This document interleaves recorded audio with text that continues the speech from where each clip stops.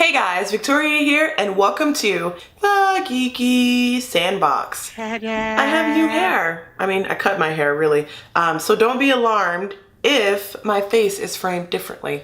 It's gonna take some getting used to, like I'm looking at the little monitor there. It's gonna take some getting used to, but don't be alarmed guys. It's the same me. But anyway, today we are gonna be doing a quick non-spoiler review over the movie Glass. Glass is a 2019 movie directed by M. Night Shyamalan, and it falls into that thriller horror kind of category. He has done movies such as The Village, The Sixth Sense, Unbreakable, which ties into Glass, and I'll talk about that in a minute here, and The Visit, and Split. So he has just in another movie that we're not gonna name that was not very good, and we're gonna just do that.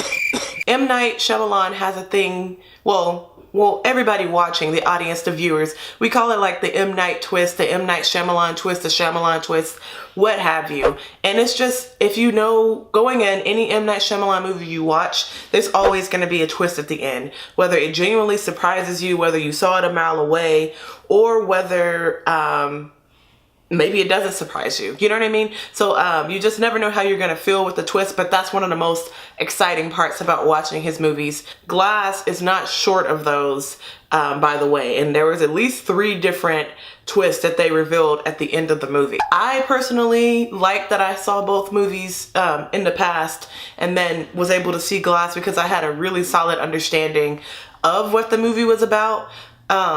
Though there were points where I was like, okay, well, I already know stuff about this character, and it was kind of a little, not drawn out, but it was like stuff I already knew. But it wasn't anything that I couldn't get past, you know what I mean? But I do like that Glass, according to my boyfriend, because he, sometimes when we go see a movie, I won't realize that he hadn't seen the previous one until the movie's over, and he'll be like, yeah, that was a really good movie. I'm surprised I was able to follow, and I hadn't even seen X, Y, and Z, and I'm like, oh my God. He was able to watch Glass and he had only seen Unbreakable. So it's very possible to just not watch either of those two and just go see Glass. Because like I said, they frame it in such a way to where if you haven't seen any of the other movies, you know what's going on. And it's not too slow if someone like me who's seen all the other movies decided to go watch it. Okay, first let's talk about characters, and then it'll probably slowly, of course, naturally transition into me talking about the actors a little bit. I'm gonna try to stay on track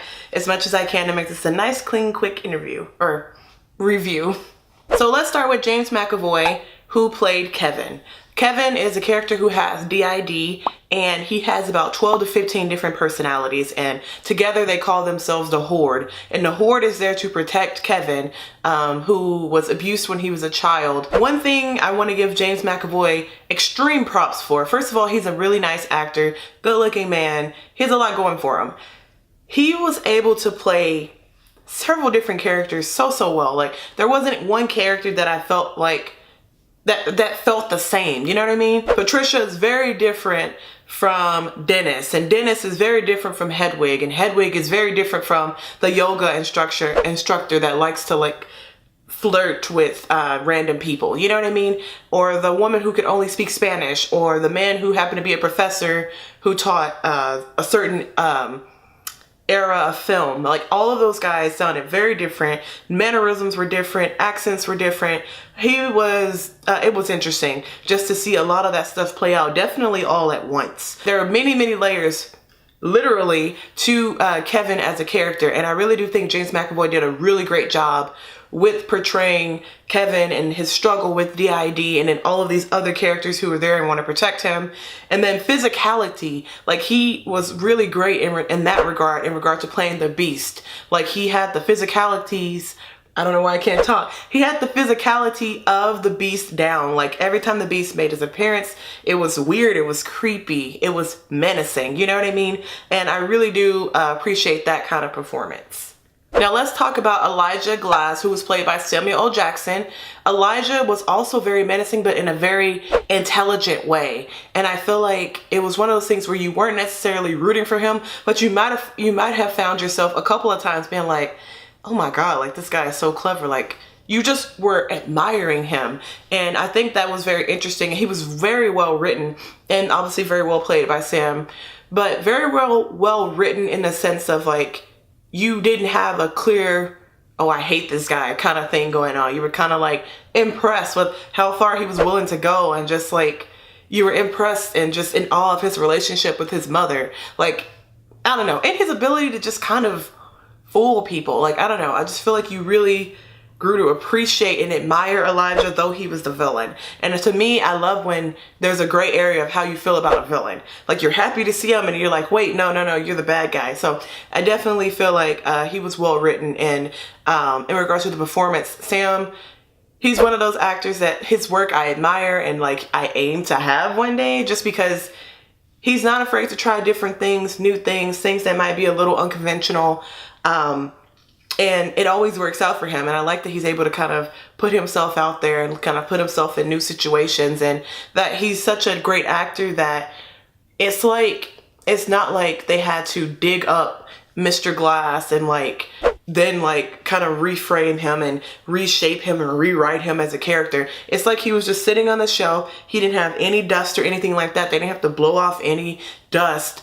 They just picked him up, put him in the scene, and was like, all right, go ahead. And then he just picked up as if things never changed, as if Mr. Glass never left. Okay, and then of course we have to talk about David Dunn, who was played by Bruce Willis. He was in Unbreakable. Same thing with him. It's like they just dropped him into a scene and Bruce Willis was able to pick up Dunn's life just like that, like nothing ever happened. David Dunn was a very relatable character, and that's what I liked about him. He wasn't this 2D character, and they didn't try to like push stuff on you. You genuinely felt yourself, I don't know, rooting for him, even when maybe you were unsure about his abilities, maybe you weren't or whatever. But I definitely feel like he was written to a point where you just, I don't know, you just had a soft spot for him in your heart. You just really did. And just seeing his relationship with his son, like that was also a nice treat, just to see the way those two got on. Very great scenes between those guys. And then of course Sarah Paulson, you guys know how much I love Sarah Paulson. She played Dr. Ellie Staple in this movie and Flawless. I don't know, she brought a different kind of tone to the movie, if that makes any sense. It's like she was the audience members who had never seen Unbreakable and Split. She was just kind of coming in for the first time, kind of like trying to help these guys kind of realize a few things, and just kind of really trying to see how they genuinely believe that they have these superhuman or superhero, super villain abilities, you know what I mean? So it was very nice to have that kind of aspect coming in, and like just everything about her. When she was on screen, she demanded attention. Like her presence alone was, I don't know, it was very great. So I do appreciate her performance in Glass as well. And then of course you have Anya Taylor-Joy, who played Casey in this movie. She was returning back from Split. She did a really great job too. She definitely pulled in some of those emotion strings, and definitely some of that fierceness that we like that she had while she was in Split. And then of course Spencer Clark is back, who plays Joseph Dunn in Unbreakable. I thought that was perfect that they brought him back instead of recasting or anything like that. I mean, I too would be like, you know what, go ahead and sign me up. He did a really great job in this film. He definitely pulled the heartstrings, and I don't know, just his relationship with his dad, like I don't know, this movie just kind of had everything. And this is just me kind of transitioning into the script. Like, of course, every script has its flaws and its faults and things like that. But the pacing was really nice in this one. The way the characters were written, and just the scenes that each of these characters were placed in, and their roles in the film, I just really think that it was well written, and I truly enjoyed that part of it all. Like, I never felt like I had to look at my watch. I never felt like I had to really complain about the movie or anything like that. Like, I was just there to have a good time and just kind of get spooked a little bit maybe, and just kind of get wrapped up in these characters' lives as they're being evaluated, and having their motives questioned and their whole lives questioned, and them having this kind of like existential crisis. It kind of threw me just a little bit after I saw it the first time, just because I had expectations of where I thought it was gonna go. But when I rewatched it the second time, things made more sense, and it wasn't like this thing of me being like, man, when are they gonna get to this point? Because when I first saw it, I'll be honest, they really take their time. M. Night takes his time, and that's just something he does with all of his movies. You really have to buckle up and just be there for the ride. And I feel like I definitely was kind of like a little, not antsy, but I was kind of wondering like, oh, okay, are we gonna get to see this happen?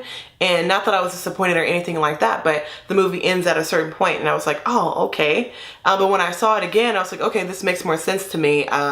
This flow is something that I can appreciate. This pacing is something I can appreciate. The cinematography and the colors, oh my God. So first of all, everything was well shot. Everything was framed nicely. There wasn't anything that kind of, like I always talk about, pulled you out of the film. It only pulled you in even more. For example, each character had their own specific colors. Like Elijah's color is purple. David Dunn's color is green, and then Kevin's color is yellow. And then their counterparts also shared in those same colors. Like David's son would wear green throughout the movie, and then Casey would wear yellow throughout the movie, and Elijah's mom would wear purple throughout the movie.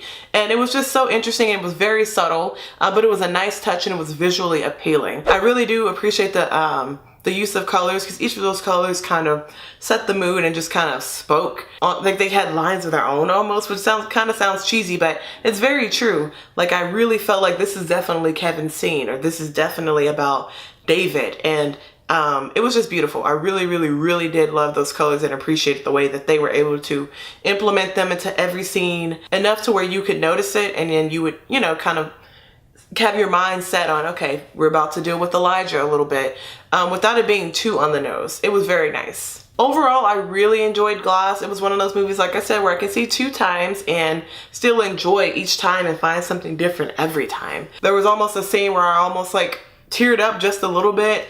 I give Glass 4 out of 5 geeks.